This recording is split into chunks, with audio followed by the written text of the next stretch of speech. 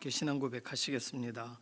전능하사 천지를 만드신 하나님 아버지를 내가 믿사오며 그 외아들 우리 주 예수 그리스도를 믿사오니 이는 성령으로 잉태하사 동정녀 마리아에게 나시고 본디오 빌라도에게 고난을 받으사 십자가에 못 박혀 죽으시고 장사한 지 사흘 만에 죽은 자 가운데서 다시 살아나시며 하늘에 오르사 전능하신 하나님 우편에 앉아 계시다가 저리로서 산 자와 죽은 자를 심판하러 오시리라. 성령을 믿사오며 거룩한 교회와 성도가 서로 교통하는 것과 죄를 사하여 주시는 것과 몸이 다시 사는 것과 영원히 사는 것을 믿사옵나이다. 아멘. 찬송가 337장입니다.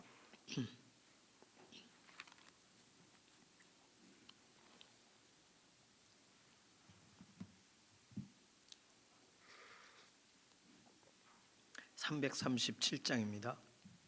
내 모든 시험 무거운 짐을 주 예수 앞에 아뢰이면 근심에 쌓인 날 돌아보사 내 근심 모두 맡으시네. 무거운 짐을 나 홀로 지고 견디다 못해 쓰러질 때 불쌍히 여겨 구원해 주리. 은혜의 주님 오직 예수.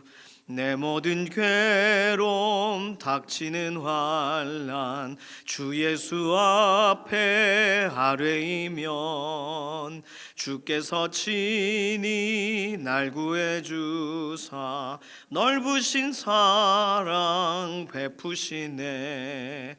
무거운 짐을 나 홀로 지고 견디다 못해 쓰러질 때 불쌍히 여겨 구원해 주리. 은혜의 주님 오직 예수. 내 짐이 점점 무거워질 때 주 예수 앞에 아뢰이면 주께서 친히 날 구해주사 내 대신 짐을 져주시네. 무거운 짐을 나 홀로 지고 견디다 못해 쓰러질 때 불쌍히 여겨 구원해 주리. 은혜의 주님 오직 예수. 마음의 시험 무서운 죄를 주 예수 앞에 아뢰이면 예수는 나의 능력이 되사 세상을 이길 힘 주시네.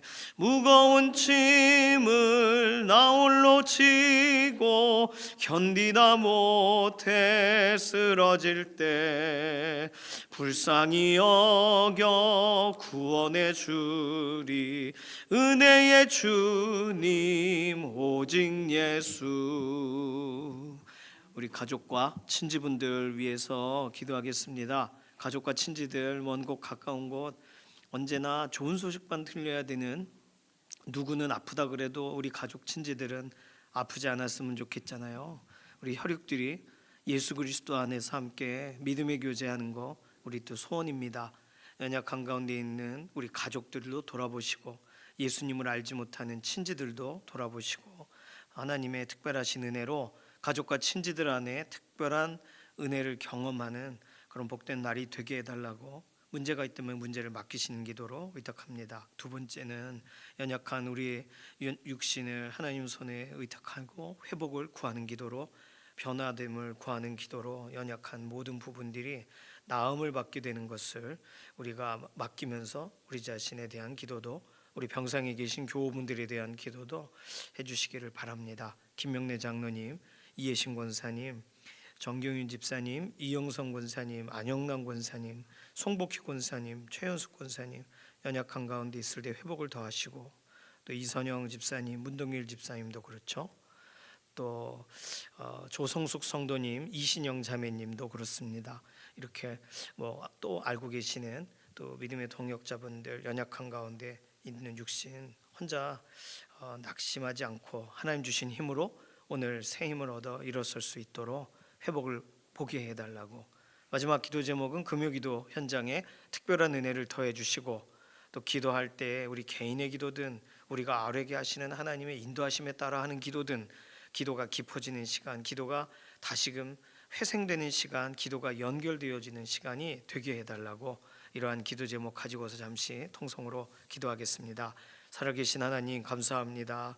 우리에게 오늘도 하루를 기도로 시작하게 해주셔서 감사합니다. 하나님을 의지하고 사모할 때 이루시는 하나님의 역사를 보게 되는 줄로 믿습니다. 가족을 돌아볼 때 한 사람 한 사람 눈에 넣어 정말 얼마나 우리의 인생에 기억되고 얼마나 사랑스러운 사람들인지 모릅니다.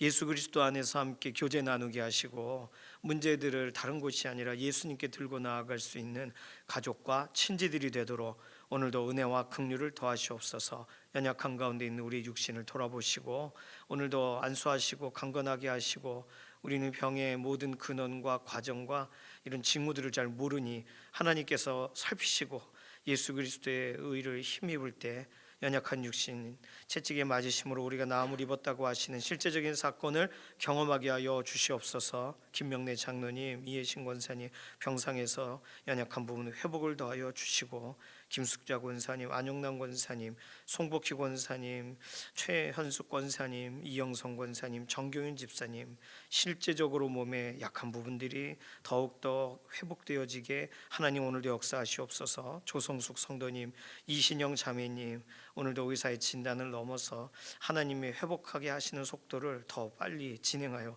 주시기를 원합니다.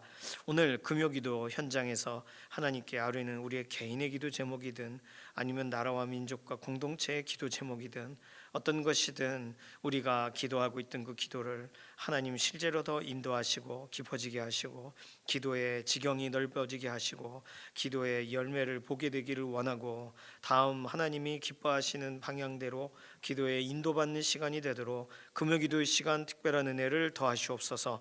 오늘 우리의 하루의 삶을 의탁하고 맡겨드리며 살아계신 예수님의 이름으로 기도드립니다. 아멘. 예레미야 21장 8절에서 14절, 21장 마지막 절입니다. 8절에서 14절까지.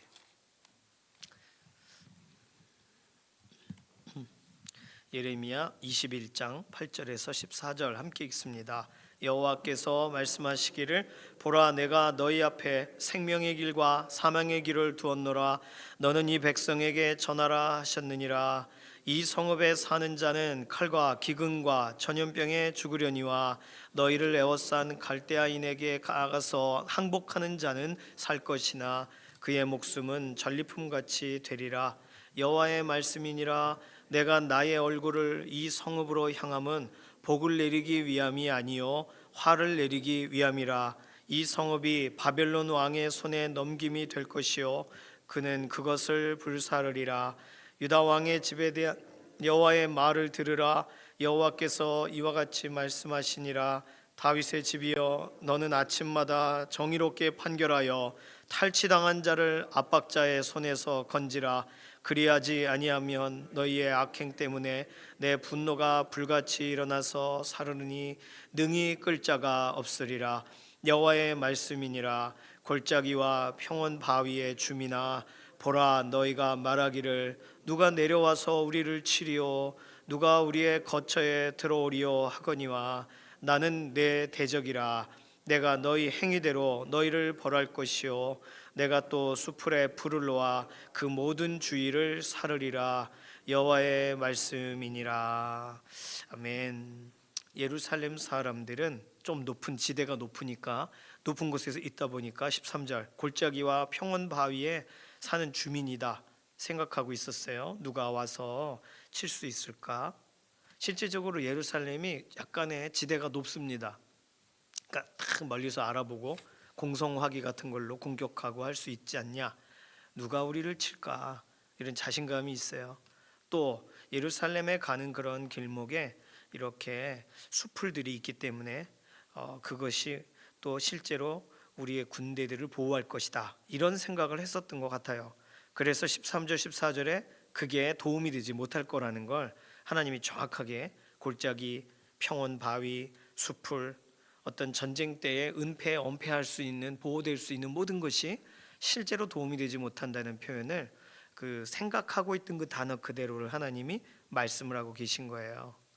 자, 오늘 본문 하나님께서 생명의 길과 사망의 길을 두셨다라고 할 때 이건 신명기 30장 11절에서 20절 사이에 신명기 거의 마지막 설교의 결론 부분에서 모세가 생명의 길, 사망의 길 둘 중에 하나를 선택해라. 특히 신명기 30장 19절에는 살기 위해서 생명을 택하라라고 말하거든요. 그러면 구약적인 사고를 가지고 있는 사람들, 유대인이라면 최소한 생명의 길과 사망의 길을 두었다라고 할 때는 생명의 길을 택하라는 걸로 알아듣는 거예요. 모세 때 이미 그렇게 설명하셨으니까 살려면 생명을 택하라, 살기 싫으면 내버려둬라, 죽음을 택하라, 이런 얘기죠. 그러니 모세가 설명했었던 신명기의 선택의 그 기로에 서 있던 사람들과 똑같은 상황을 하나님이 주시는 거예요.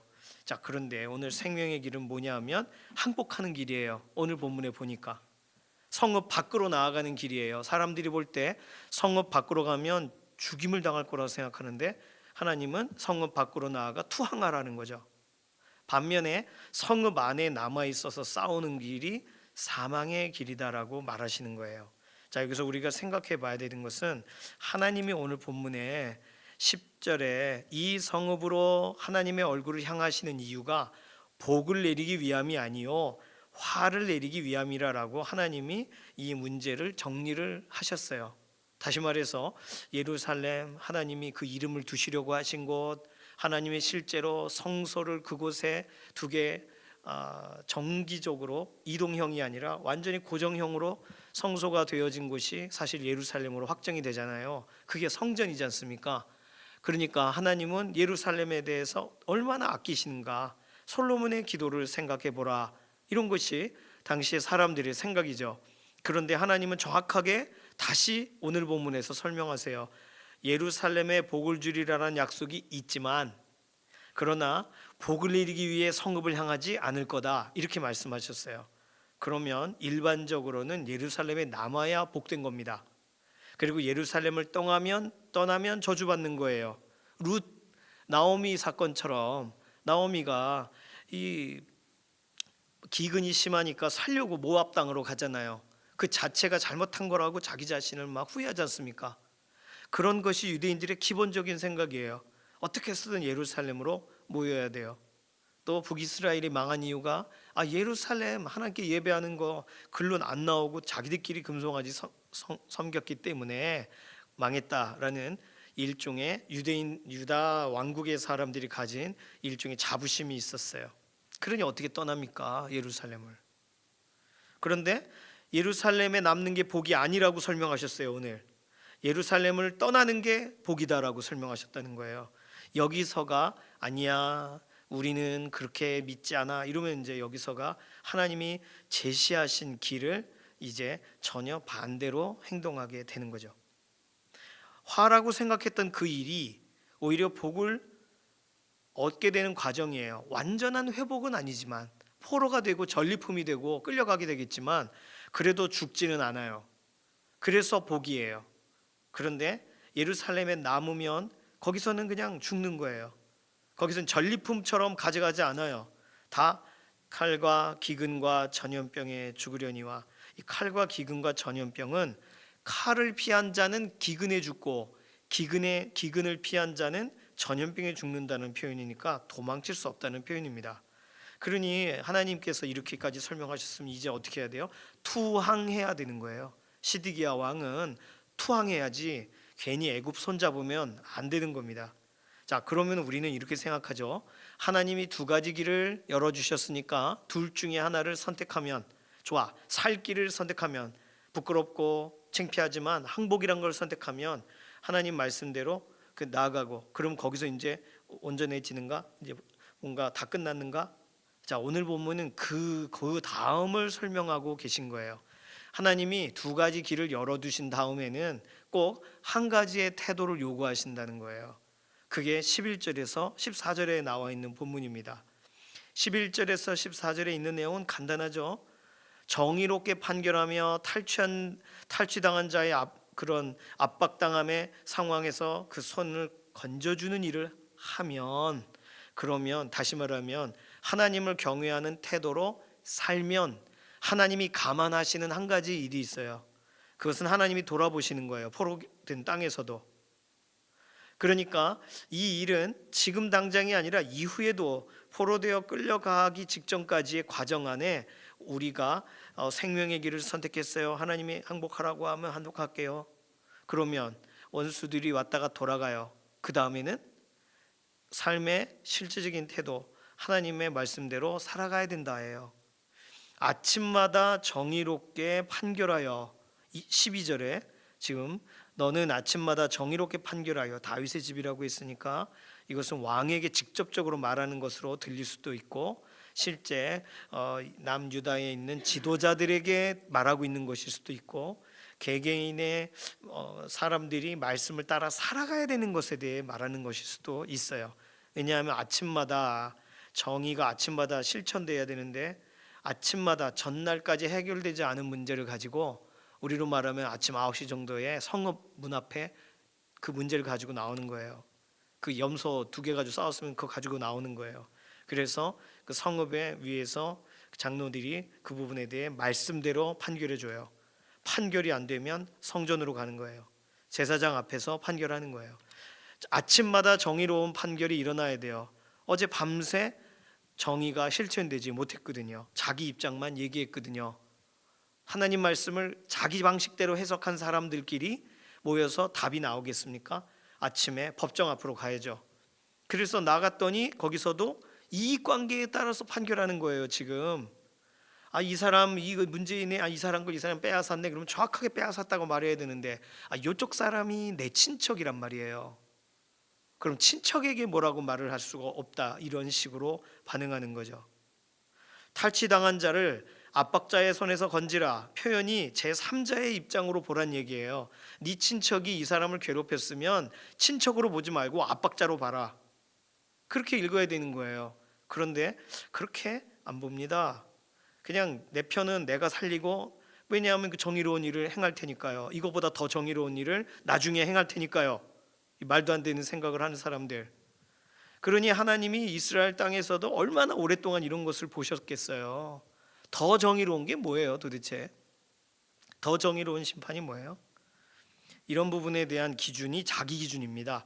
말씀이 말하는 대로 한 걸음씩 따라가는 정의가 필요한데 그냥 더 중요한 정의를 시행하기 위하여 작은 정의를 지워버리는 거예요. 그러니 너희의 악행 때문에 내 분노가 불같이 일어나서 사르리니 불이 붙어서 막 불살라 버리실 테니 능히 끌 자가 없으리라. 그렇습니다. 자, 그러면요, 지금까지는요 타협했어요. 어제까지는 내가 봐줄게, 내일 아침 법정에서 했어요. 그래도 오늘 이 말씀이 선포되면 오늘 지금 말씀대로 따르기를 시작해야 되는 거예요. 이게 중요합니다. 지금까지는요, 지금까지 회개하고 지금부터 말씀대로 따르면 돼요. 그런데 그들이 어제와 똑같이 행동하는 걸 악행이라고 설명하시는 겁니다. 지금 모습, 나는 이런 모습이야 라고 그대로 사는 거, 그게 악행이에요. 그러니까 하나님이 하나님의 길을 걷는 사람에게는 태도를 요구하시는 거예요. 그 길을 선택한 것으로 잘했다, 이제 뭐든지 네 마음대로 해라가 아니고요. 그 길을 선택했니? 생명의 길을 선택했니? 그러면 선택했다면 너의 삶의 태도를 결정해라는 거예요. 너의 행동을 이제는 네가 스스로 다스리라. 그럼 우리는요 11절과 14절을 보면서 그러면 태도를 바르게 하면 포로되어 안 끌려고 하느냐, 우리 여기까지 생각해야 돼요. 오늘 본문에는 그 얘기는 나와 있지가 않습니다. 그리고 점차 예레미야 본문의 흐름은 그 방향이 아니에요. 그렇다면 태도를 선택 안 해도 어차피 끌려갈 거잖아요. 살 길은 항복하는 거라면서요. 전리품이 되는 거라면서요. 그렇게라도 살아라잖아요. 회복의 계획이 있다. 뭐 나중에야 알려지지만 70년 후엔 회복된다. 이걸 오늘은 모르니까 그러면은 내가 생각하고 내가 깨닫고 내가 와닿는 회복이 아니고 하나님이 약속은 하셨는데 뭔가 체감이 안 되는 회복, 내가 끌려가서 죽어버리고 내 후대가 돌아올지 모르나 나는 거기서 끝이 아니냐. 그러니까 내가 왜 여기 사는 동안 항복을 선택한 것만으로도 난 충분히 선택했는데 왜 정의로운 매일의 태도를 선택해야 되는가, 이렇게 고민할 수 있다는 거예요. 오늘 우리의 태도를 통해 구원받는 거 아닙니다. 있던 문제가 없어지지 않아요. 하나님은 지금까지 참으셔서 심판의 계획을 진행하시면서 그래도 기회를 주시려고 싸우지 마라, 너 요시아처럼 죽지 마라, 항복을 해라, 오히려 끌려가라, 거기서 생존을 해라, 하나님의 계획이 있다시는 것이요. 그러니 그 과정 안에서 하나님이 그 길을 걸으라는 초청을 하시고 그 길을 걷는 과정으로 말씀대로 살 매일의 삶의 정의로운 삶의 결단이 필요하다가 하나님이 제시하시는 거잖아요. 그러면 그 길을 걸으면서 하나님을 존중하는 매일이 돼야 된다는 거예요. 간단하게 말하면 내가 선택해 드렸잖아요, 그럼 된 거 아니에요? 이렇게 되는 게 아니고 내가 선택하고 선택한 이유가 내 선택입니다가 아니라 하나님이 살 길을 주셨습니다, 하나님을 존중합니다가 매일매일 말씀대로 정의를 실천하는 거예요. 그렇죠? 그렇다면 하나님의 기뻐하시는 방식의 삶을 회복하는 거예요. 매일 끌려가더라도, 끌려가게 될지라도 우리는 선택권이 없잖아요. 그러니까 대신 심판이 아니라 징계의 수준으로 좀 바뀌겠죠. 그러나 11절에서 14절 유다 왕의 집에 대해 선포하신 이후 그 다음에 이제 22장 이후에는 왕들이 그렇게 하지 않았다는 여러 가지의 하나님의 보고가 본문 안에 기록이 되어 있습니다.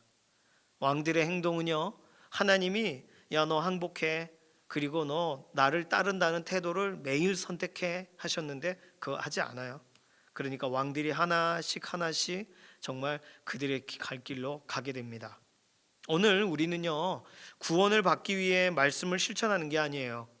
구원은 하나님의 선물이라 예수 그리스도를 통하여 우리 가운데 주어졌어요.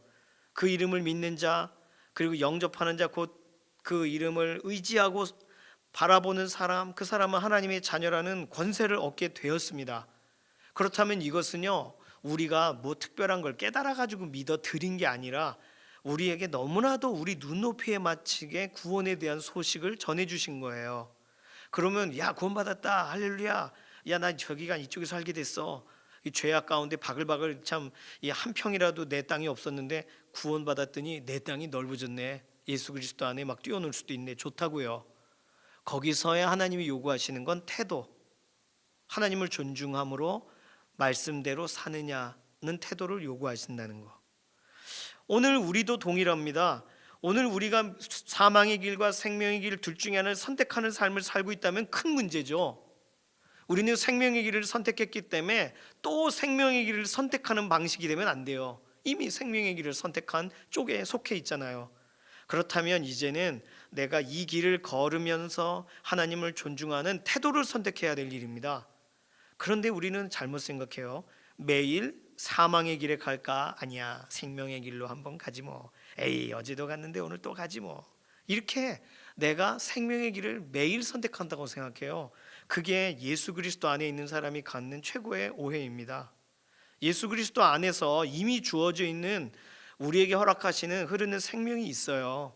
뿌리로부터 올라오는 양분이 있다고요. 그 양분에도 불구하고 예수 그리스도께서 이루신 일에도 불구하고 동역하시는 성령님의 오늘도 보호하심에도 불구하고 또 사망의 길을 선택한다면 그건 어떻게 하면 좋은 거예요? 그거 생명의 길에서 사망의 길을 선택해 볼까라고 생각한다면 문제 아니겠습니까?